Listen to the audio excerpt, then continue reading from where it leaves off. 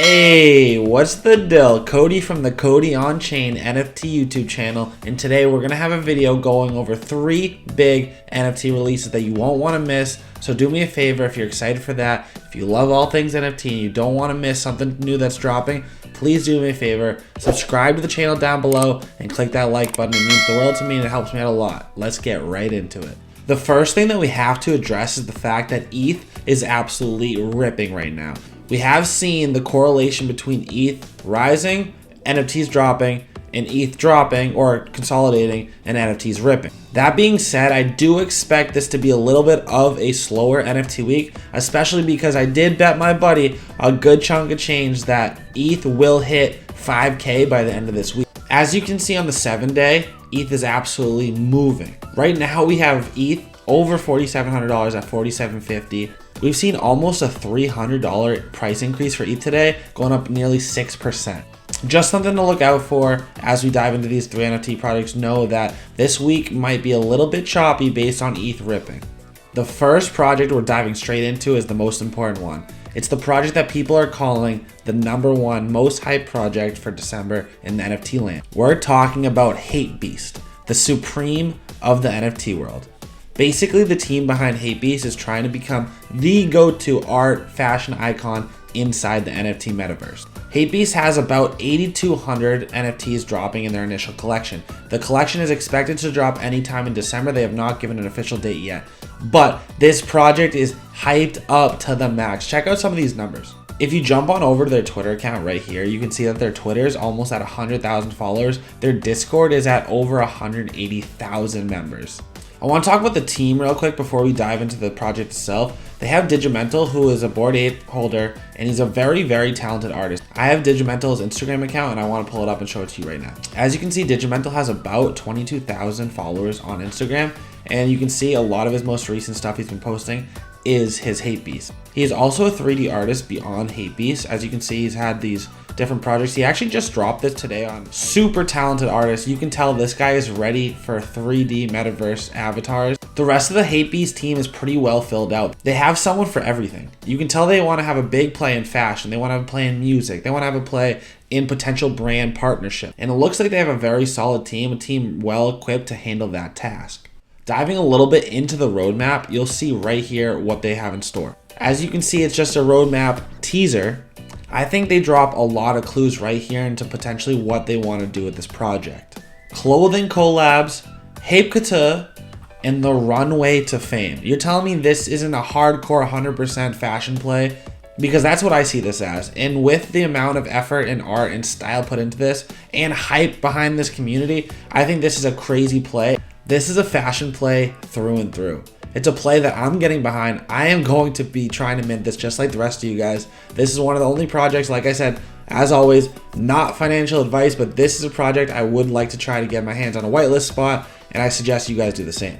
That will be very hard, but they do run a lot of Discord contests inside their Discord. They have stuff on Twitter. There are still open whitelist spots, so it's not like it's impossible, and these will be expensive. They have not announced a price yet, but most of us are expecting it to be a Dutch auction starting around 1.5 ETH, maybe even more. The second project I want to bring you guys is House of Warlords. The House of Warlords went for that tattoo art feel. You can tell it's heavily Japanese inspired. House of Warlords is actually in pre-sale right now, and the public mail is December 4th. There's a few important things I want to cover real quick about why I think this is a pretty cool project. The first thing I noticed and actually drew me to the project the most is when I scrolled down and looked at this little blurb about Dialectic. This is Ryan Zur. He's the one that owns and runs Dialectic. He's a big, as you can see, he's a big Bored Ape holder. He's big in the crypto NFT space in general. And he's really, really impressed with this project. He's put his money behind it, he's put his brand and name behind it, and that means something to me. Ryan actually created this thread talking about the project. I've been amazed by both the art and thoughtful game theory of House of Warlords.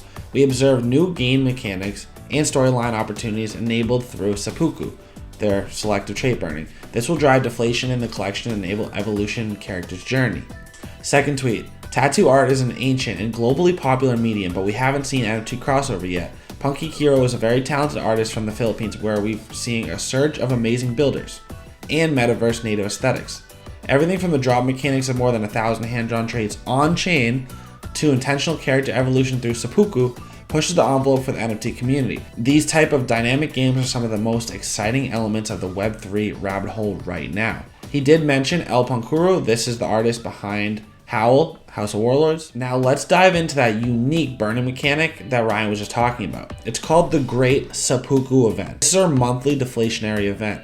Committing seppuku requires you to burn one of your warlords. Doing so will reward you with 1,000 soul tokens, a 50% chance to claim a new NFT, and the ability to select and transfer gears from one warlord to another. Yeah, that's hardcore.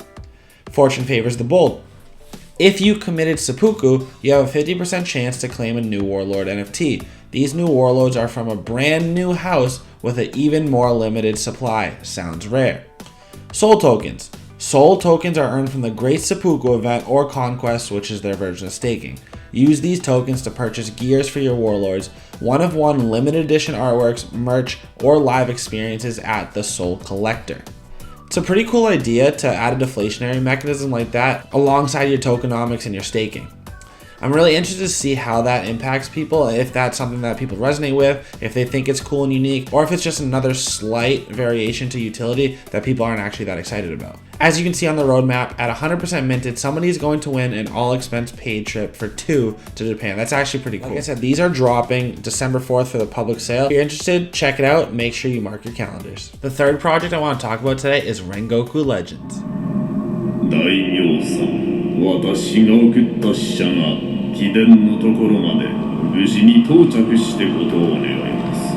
港島が恋霧に包まれてから。 The final project, as you just saw, is Ringoku Legends. I grabbed the screen share of Ryan D. Crypto's Twitter where he showed a great GIF going through all the Rengoku artwork. Rengoku is planning on launching in mid-December with a collection of 8,787 NFTs. They're gaining popularity right now because I was just doing a video on them last night. I said, hey look, they already have 4,600 followers on Twitter. That's pretty good. And if you look today, they have over 5,200. So a gain of 600 plus in one day.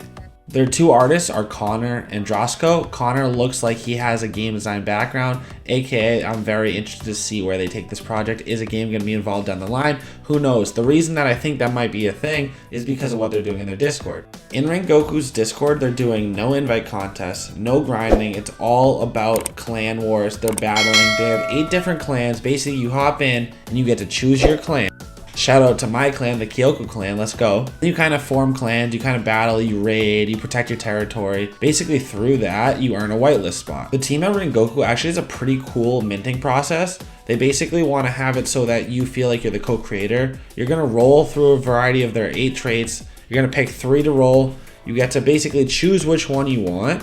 So you're kind of creating the NFT with them.